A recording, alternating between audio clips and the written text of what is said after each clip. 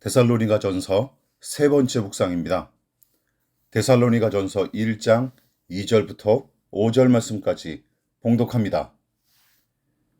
우리가 너희 모두로 말미암아 항상 하나님께 감사하며 기도할 때에 너희를 기억함은 너희의 믿음의 역사와 사랑의 수고와 우리 주 예수 그리스도에 대한 소망의 인내를 우리 하나님 아버지 앞에서 끊임없이 기억함이니 하나님의 사랑하심을 받은 형제들아 너희를 택하심을 아노라.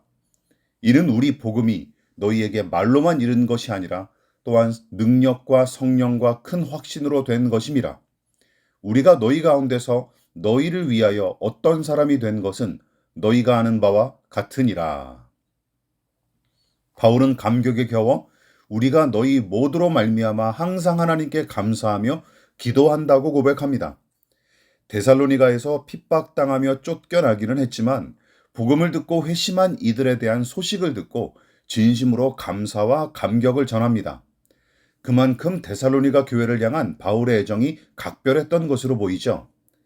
전에도 언급했다시피 바울은 그들을 향해 하나님 아버지와 예수 그리스도 안에 있는 교회로 인정했을 뿐만 아니라 그 교회의 성도들을 향해서는 하나님의 사랑하심을 받은 형제들로 부르면서 그들이 하나님의 택하심을 받은 그분의 백성이자 자녀임을 확신한다고 선언하기에 이릅니다. 바울을 비롯한 전도자 일행이 전도 여행을 다니면서 환대를 받기는커녕 도리어 온갖 고통을 당하는 일이 다반사였고 대부분 추방당하기 일쑤였습니다. 데살로니가에서도 마찬가지였죠. 그런데도 거기 교인들을 향한 찬사가 편지 서두부터 쏟아져 내립니다. 갖은 음해와 회방을 받으며 쫓겨나듯 빠져나온 곳이죠. 그러나 어설프게 심었다고 여겼던 복음의 씨앗이 예상 밖으로 풍성한 열매를 거두면서 더 나아가 믿음의 공동체까지 세워지며 견고하게 자라났다는 소식은 그야말로 사도들의 마음을 흥분시키기에 충분한 일이었습니다. 그뿐만이 아닙니다.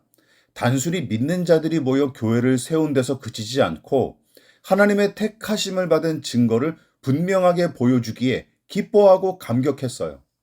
그렇다면 바울은 무슨 근거로 그들을 향해 하나님이 사랑하시고 택하신 자들이라고 불렀을까요? 사람들의 환심을 사는 일에 능통한 목회자들처럼 공치사를 남발한 것일까요? 아니죠. 바울은 그들의 믿음의 역사와 사랑의 수고와 소망의 인내를 택하심과 사랑받음의 증거로 삼은 게 틀림없습니다.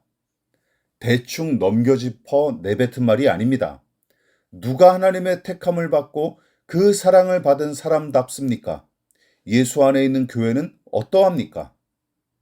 믿음의 역사와 사랑의 수고와 소망의 인내를 간직한 사람, 그리고 그런 교회야말로 하나님이 택하시고 사랑하시는 곳이며 그것이 증거로 나타나야 하나님의 교회답고 하나님의 사람답죠. 믿음의 역사란 무엇입니까? 믿음의 활동이나 행위를 의미하는데 예수 그리스도를 구주와 하나님으로 의지하고 사랑하는 마음이 그의 행위와 일상을 통해 드러났다는 뜻입니다. 사랑의 수고도 마찬가지입니다.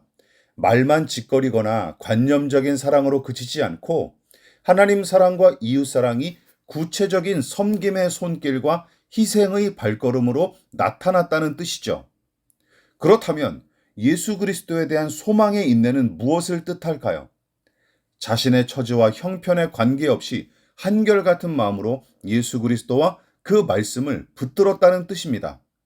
또한 세속적인 성공이나 안락을 목표로 삼지 않고 예수와 그분의 복음을 인생의 표대와 최종 목표로 삼았다는 의미죠.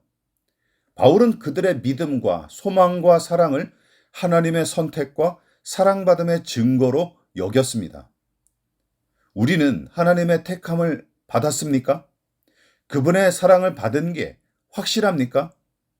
그렇다면 그 증거를 꺼내놓을 수 있으십니까?